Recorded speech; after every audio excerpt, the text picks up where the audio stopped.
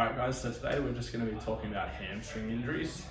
Hamstring injuries are one of the most common injuries in sport, particularly in any sports that involve high intensity running and kicking type mechanisms.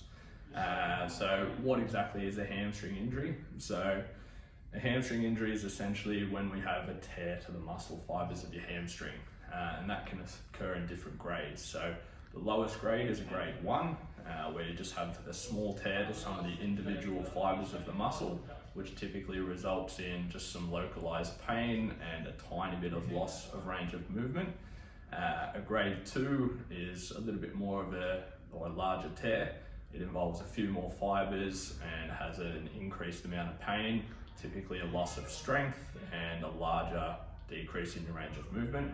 And a grade 3 is essentially where you just completely rupture either the tendon or the muscle of the hamstrings.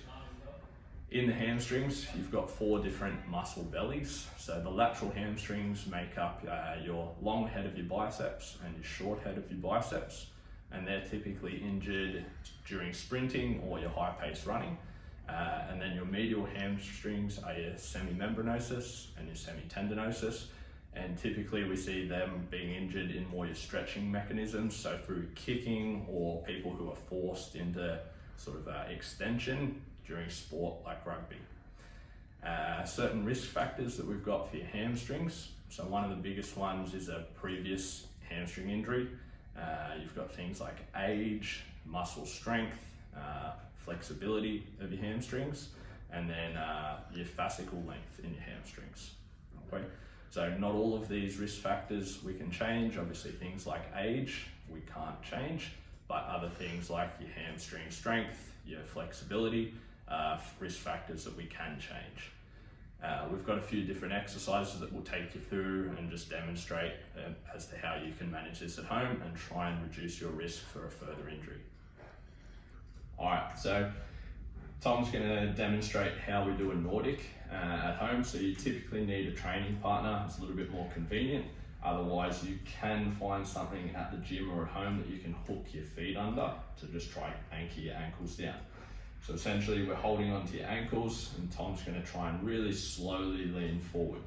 All right, this exercise has been shown to reduce injuries between 66 to 85%. So it's a really effective exercise. So get your training partner, they're going to hold on to the back of your ankles. Tom's trying to stay in a nice straight line and fall as far as he can and hold it for as long as he can, and then catch himself. Alright, we recommend doing around 6 reps of this for 3 sets.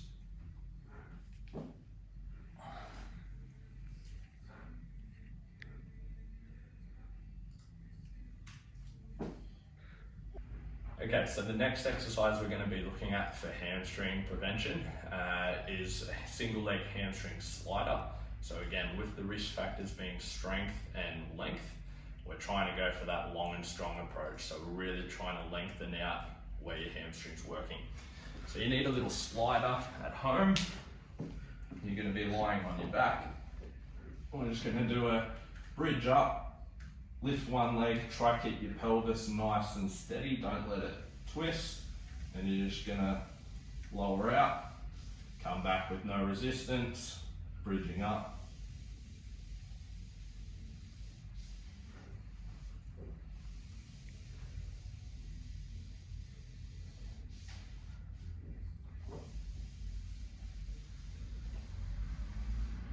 Okay, so this next exercise is pretty end stage rehab again. We've got Tom filming this because I wasn't strong enough to. So this is called a single leg Roman chair hold. Normally you can do this on like your GHD at the gym, which is your parallel sort of back extension machine. You can also do it on just the 45-degree back extension. It'll be a little bit of an easier progression for it.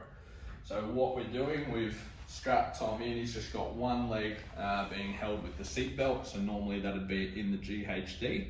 And essentially, he's going to, in a second, try to take his hands off and hold himself at parallel. And it's just an isometric hold. So let's see how we go with that, Tom. Good. And he's just holding there for, if you can, around 10 seconds would be a good effort. nice. So he's nice and flat, and have a rest, Tom. Okay, so I'd be doing just a 10-second hold as a set. Give yourself a little bit of a rest, and you can do up to around 5 sets of those. So when we're talking about hamstring injuries and the prevalence in sport, there's been a few studies done. One looked at elite football or soccer players. So it found that for athletes over the age of 20, they had a 40% chance of a previous hamstring injury. And for athletes under the age of 20, there was 18% of people had a hamstring injury. In AFL, obviously a pretty common sport here in Australia, there was an average of 5.1 hamstring injuries per club over the 2019 season, which resulted in an average of 18.5 games missed over that season per club.